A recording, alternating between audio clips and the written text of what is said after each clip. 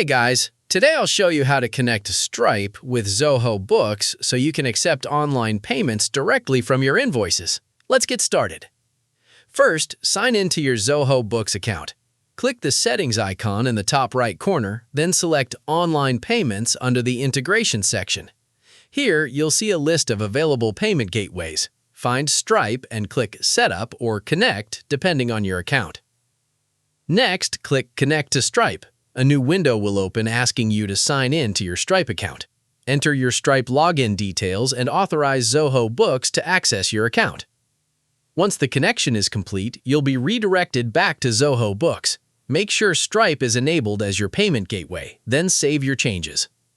Now, whenever you create and send an invoice, your customers will see a Pay Now button.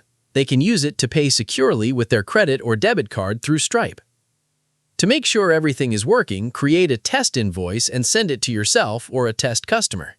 If the Pay Now button appears, your Stripe integration has been set up successfully. That's it. If you found this video helpful, consider giving it a like and subscribe for more Zoho Books tutorials.